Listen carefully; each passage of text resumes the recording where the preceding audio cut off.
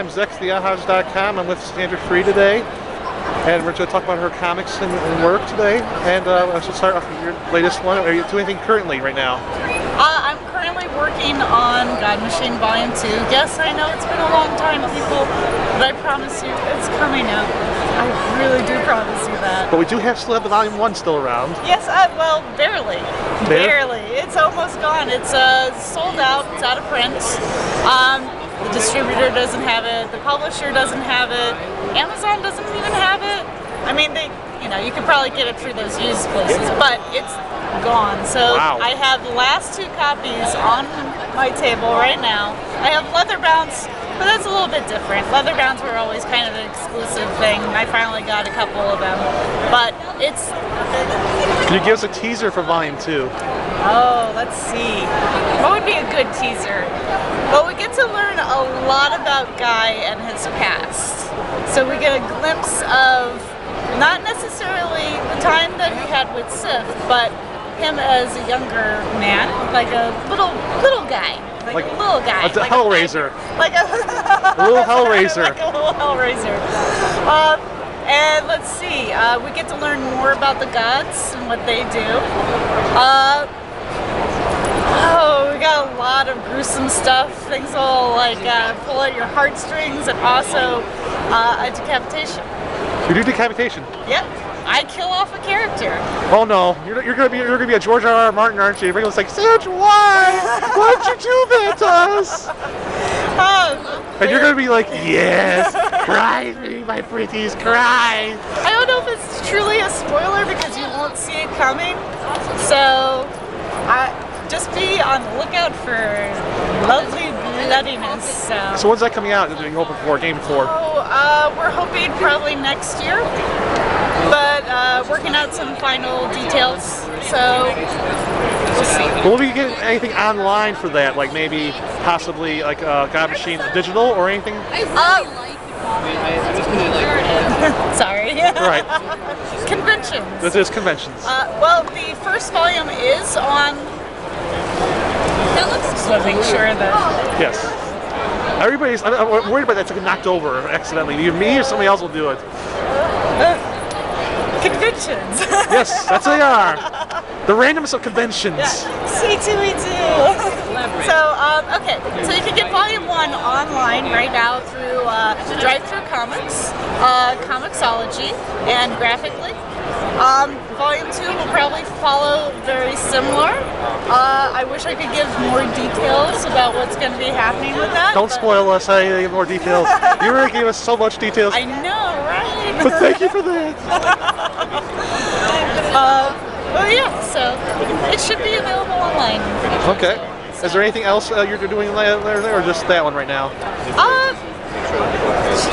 I think there's a couple other things that I'm going to be doing. I'm always like doing things for Blam Ventures. I'm the art director, so we've got an upcoming book, Buck Rogers, so I'm going to be coordinating artists and whatnot to be part of that, whether it's going to be covers or whatever. And you'll get to hear about Buck Rogers from Mr. Andrew Isigaska, probably a little bit, or before me just now. Who knows how the order goes?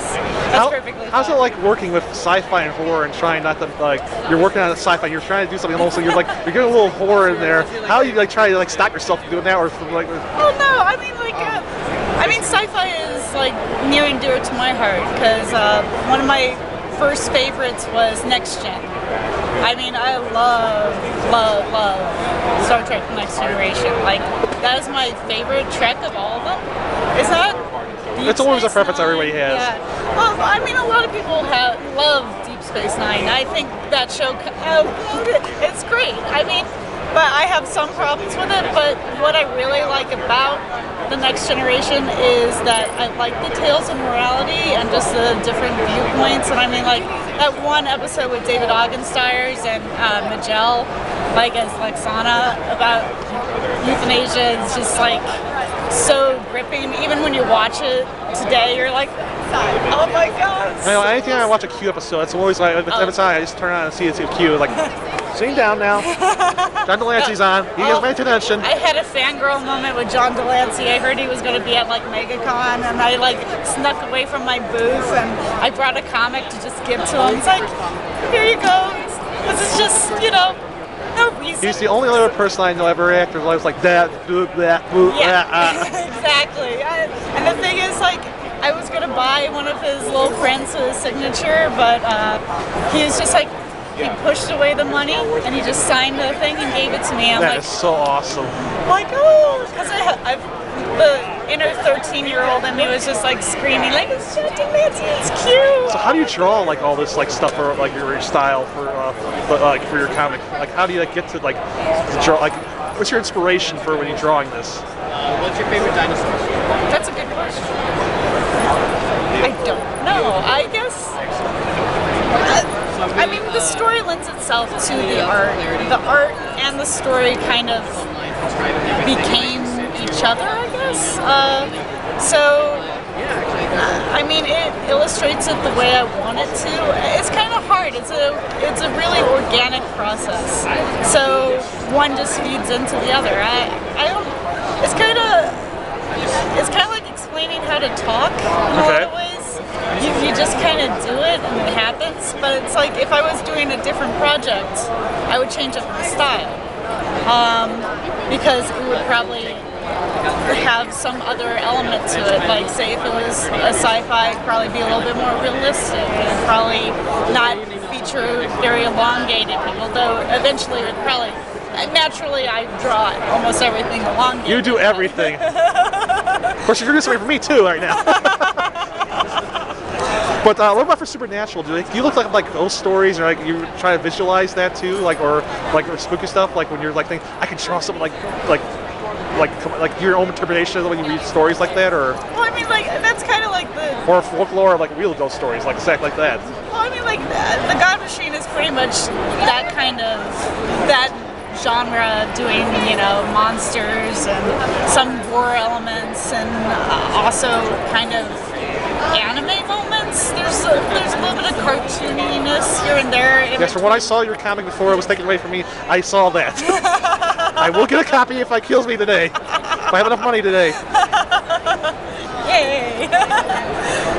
But yeah, I mean, I love drawing monsters. I had to say that. That's like one of my favorites. So which was your favorite monster to draw wise? Well, I mean, I just like coming up with monsters. Like original, like just like originally, like big creepy like teeth, and I've got a spine going on, and maybe like long limbs and like big like claws, like that. I just love. Nice. I just want people to commission me to do monsters all the time because I would be in heaven. But no, I want a picture of myself, which is perfectly fine. That's perfectly fine. You can like that, and you can commission me to do that. But I love the monsters. FYI. I'll take that tonight next time around.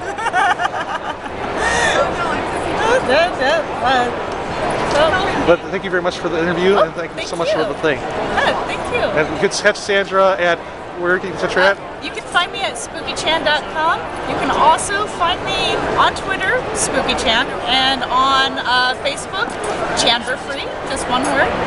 And yeah, there's multiple places to find me. And my book is called The God Machine. I didn't know this existed. And it's a very good book, and you should pick it up. If you do not, we will find you and hunt you down. Yes. And thank you very much for your interview and taking your time.